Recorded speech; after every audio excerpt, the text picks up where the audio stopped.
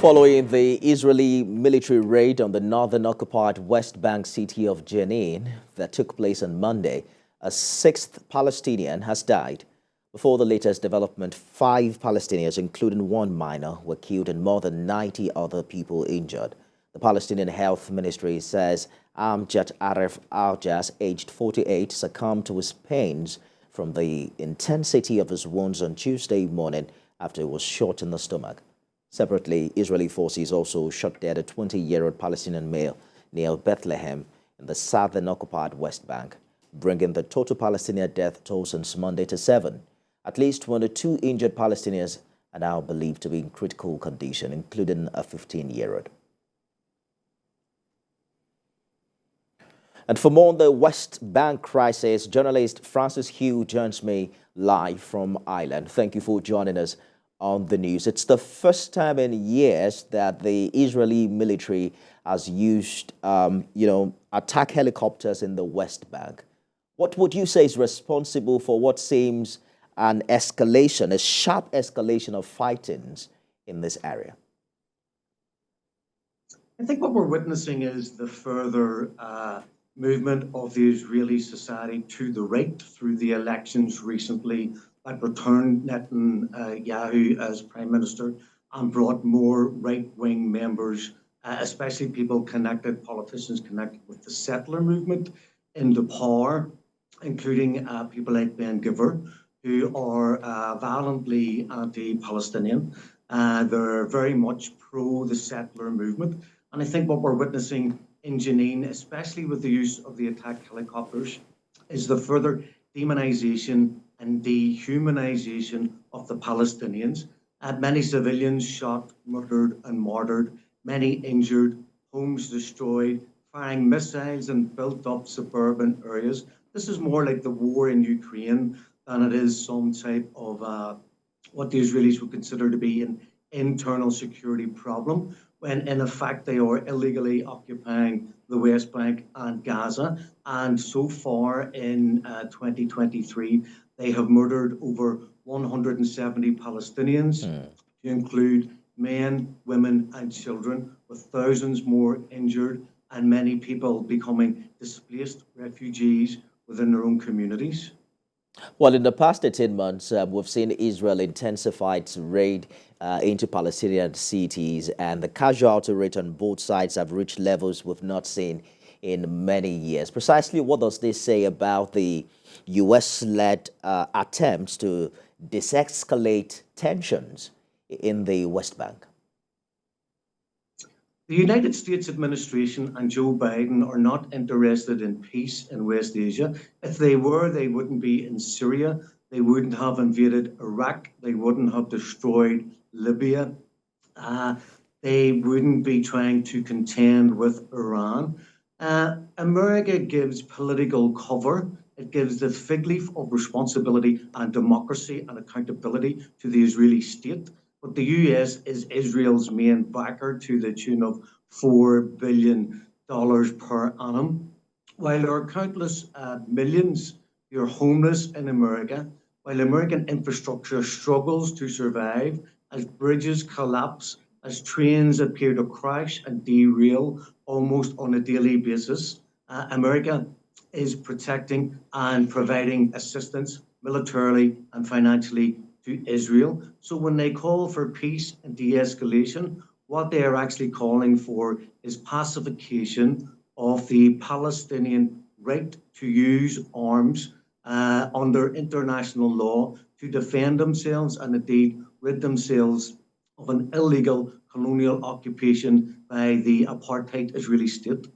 Well, when you said the U.S. is not interested in peace in that area, the United States recently categorically denounced reported plans by Israel to further expand its settlements in the occupied West Bank, precisely saying that that intent and attempt violates Israel's previous commitments with the Biden administration. Well, politicians are very fond of saying one thing in public and then doing something else in private. I realize that there are problems between Biden and Netanyahu, and in fact, I think Netanyahu's son accused President Joe Biden of being involved any kind of colour revolution soft coup against Netanyahu, trying to use liberal Israelis, liberal Zionists, liberal apartheid Jews against the established order which is in place at the moment. But I personally have heard these calls for, I would imagine, decades. I've heard them from the EU. I've heard condemnation from Britain. But this is just a public position taken by these administrations who, in the background, continue to arm, finance, and politically support the Israeli state, which, if we remember, was created by Britain and has been subsidized by America from 1948 on. So let's take a look at what officials in Palestine are saying. An official with the Palestinian militant group Islamic Jihad was quoted to have said that Israel's use of aircraft would push our fighters to use tools that will surprise the enemy. What are the chances of this threat being acted upon, and what do you think can be done to end this very quickly? Well, the obvious way to end it very quickly and to have peace within the region is for Israel to end its illegal occupation of both the West Bank and Gaza, to remove the illegal settlements and the over 500,000 to 800,000 illegal settlers in both East Jerusalem and the occupied West Bank. I think that the Palestinian resistance, who are part of the axis of resistance, which includes Iran and includes Syria and includes Hezbollah and includes the Palestinian factions, of which there are several with Hamas, Islamic Jihad, Fatah, etc. I think what they're saying is they probably have the technology to bring down these attack helicopters. The problem is, if you bring down an attack helicopter in a suburban area over a village or city, it's quite likely to crash and injure more Palestinians. But if it's out in the open, I would say it's a fair target. And if the Palestinian resistance could bring down these attack helicopters, thus saving the lives of Palestinian civilians on the ground, I think that potentially that's a worthwhile endeavour.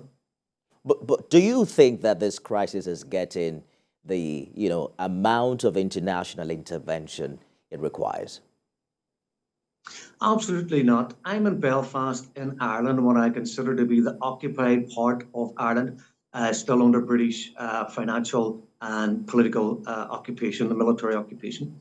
What we see now happening is a build-up of the resistance to what's happening on the ground, and that is not being reflected in Western media. I'm being told by my media, by mainstream media, by the BBC, by CNN, by others, that Israel is fighting against a terrorist organization, trying to put the Palestinian resistance, trying to equate it with ISIS.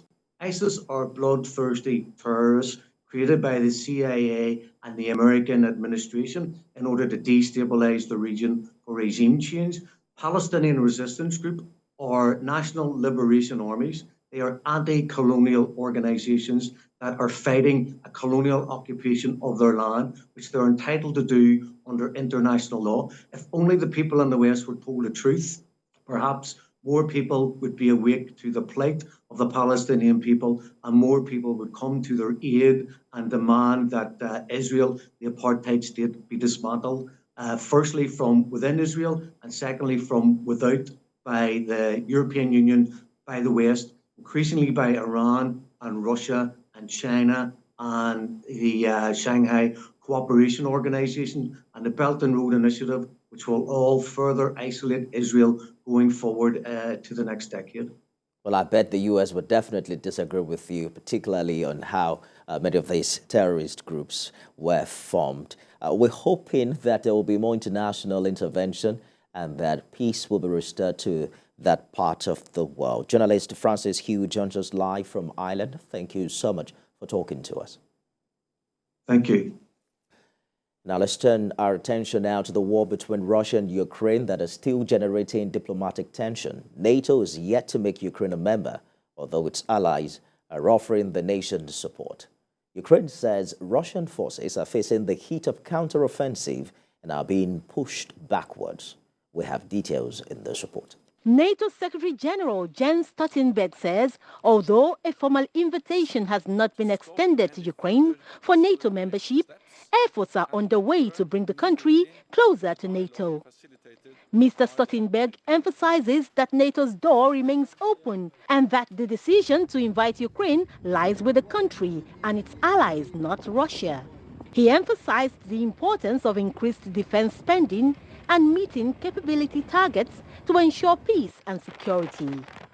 Mr. Stoltenberg also confirms that he has no intention of seeking an extension to his term as Secretary General. The German Chancellor Olaf Scholz acknowledged the possibility of the Russian aggression lasting for an extended period, but clearly stated that his country remains committed to the defense of every inch of NATO territory.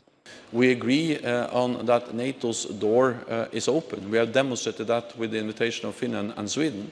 We also agree on what we stated in 2008, that Ukraine will become a member of the alliance.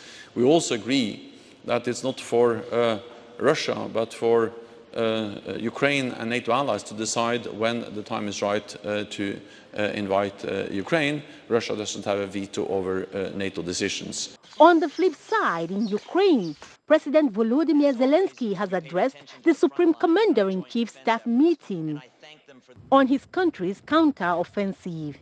He says Ukrainian defenders have successfully maintained their positions without any losses, while Russian soldiers do nothing but suffer losses. The evil state has no such fortifications or reserves that will stop Ukraine. Because we are on our own land, and this gives us the greatest strength. I thank all of our warriors, every soldier, every sergeant, every officer, and every general who are involved in our active offensive and defensive actions now. International step only convinces again and again that the world should work more actively with the peace formula. Because this is the only formula that responds comprehensively enough to every aspect of Russian madness. And one more thing, the World Bank. I spoke with the president of the bank today, and not only about cooperation now, but also about the post-war transformation of Ukraine. About the decisions and steps, about the new doctrine of a new Ukraine, a victorious Ukraine, steps that we will prepare and implement.